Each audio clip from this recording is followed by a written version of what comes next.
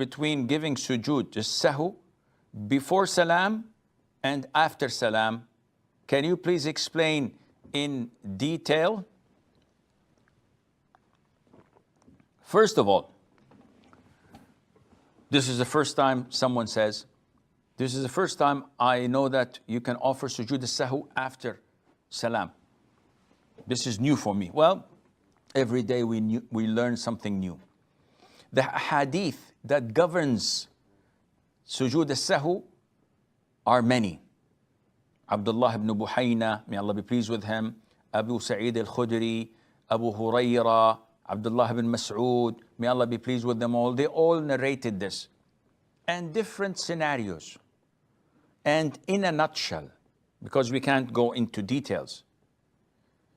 First of all, you have to understand that sujood as-sahu is offered when you make a mistake in a pillar or a mandatory act in salat.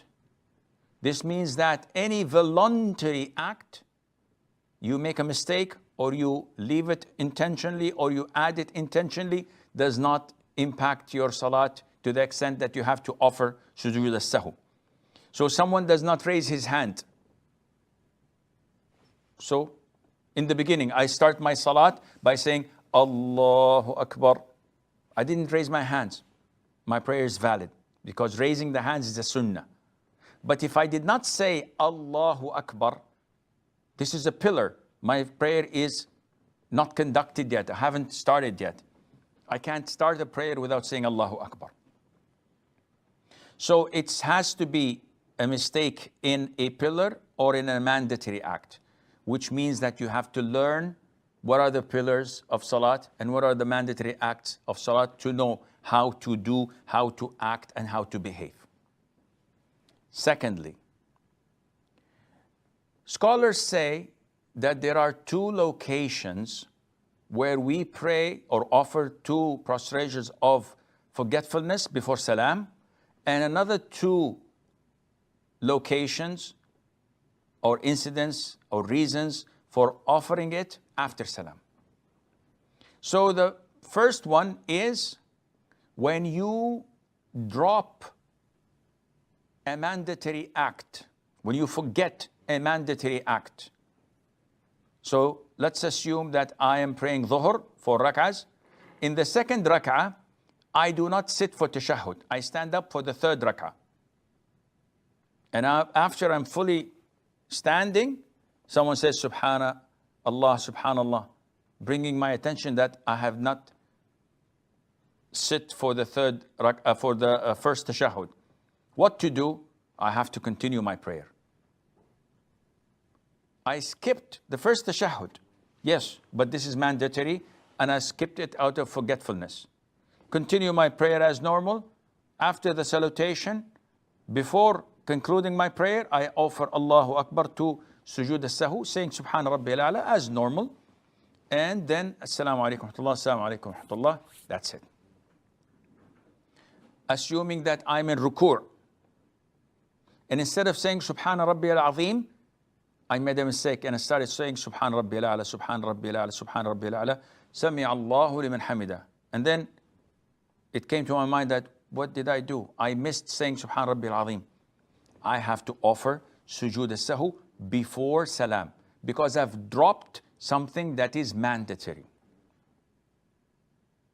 Now, if I added something to the Salat, so for example, I stood for the fifth rak'ah and then realized that this is the fifth, I immediately sit down. I cannot complete anything. I have to sit down because this is a void rak'ah. If I added a third sajda, then I remember that this is the third, I stand up immediately or sit down depending on my position. But I had already added something. What should I do? Continue my prayer as usual. After the salutation is over and the dua, I say Assalamu alaikum wa rahmatullah, Assalamu alaikum wa rahmatullah, Allahu Akbar. I offer two prostrations after the salam. So these are two locations, one before, one after. Capish, inshallah, understood. Now we come to the third case or the third situation. And this is when I am confused. I'm in the middle of the prayer and I'm totally unaware of whether this is the third rak'ah or the fourth rak'ah. So my confusion is in the fourth rak'ah. My confusion is, did I prostrate one prostration or this is my second prostration? So whenever there's a confusion and I'm totally lost, I'm not aware, I don't know. Is it my second rak'ah? Is it my third rak'ah? Is it my fourth rak'ah? I'm not aware. There is doubt. The Prophet said, alayhi salatu wasalam, when some of you prays and he's doubtful whether he prayed 3 or 4, he should base his assumption on what is confirmed. So now I'm doubtful whether I prayed 3 or 4. Where is the doubt? Definitely it's in 4, because 3 I'm certain that I prayed them. My doubt is in the 4th. So the Prophet says, base your assumption on what is confirmed. So I neglect that I have prayed 4 and I consider myself have prayed 3 and continue accordingly. And just before Salam, I offer 2 Sujood of Sahu, then offer Salam. So when there is no balance, no determination whether this or that, it's totally equal, in this case, I base my assumption on the least number. I'm in sujood. Is this my first or my second sujood? Well, I don't know. Then I would assume that this is my first sajda, because this is the confirmed. And I get and do the second sajda and also perform sujood as-sahu before the salam. This is case number 3. Case number 4 is the same. When I'm confused, whether I prayed 3 rak'ahs or 4 rak'ahs, whether this was my first sujood or second sujood. But the difference is that I am inclined to one of the two.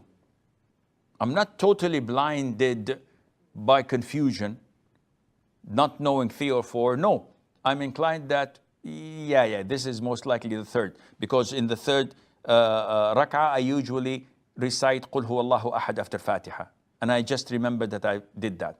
Or I would say, no, most likely this is the 4th, because I did this or I did that, or I heard a sound or I heard an ayah. So you have a reason to be inclined to one of either you added or deleted or omitted. Either this or that. You have a reason to be inclined to either one. In this case, after Salam, you offer 2 Sujood of Sahu. To recap, before Salam, you offer Sujood As-Sahu in 2 cases. 1, either you omitted something from your mandatory acts. To compensate that, you offer 2 Sujood before Salam. Or you are confused whether you did this or that and you cannot be inclined to any of them.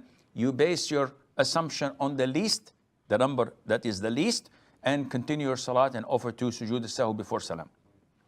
You perform it after Salam when you have added something that is not part of the salah. A 3rd tashahhud, a 5th rak'ah, something mandatory in other than its place. Then you offer 2 sujood after Salam. Or, and this is the 4th, when you are confused but you're inclined to whether you added or omitted something from the salat, you act upon that and you offer your sujood after the Salam. When we say after the Salam, do we offer also another tashahhud? The answer is no. You simply offer Salam, then immediately 2 prostrations, saying Subhana Rabbil A'la, Allahu Akbar, Assalamu alaikum wa rahmatullah, Assalamu alaikum.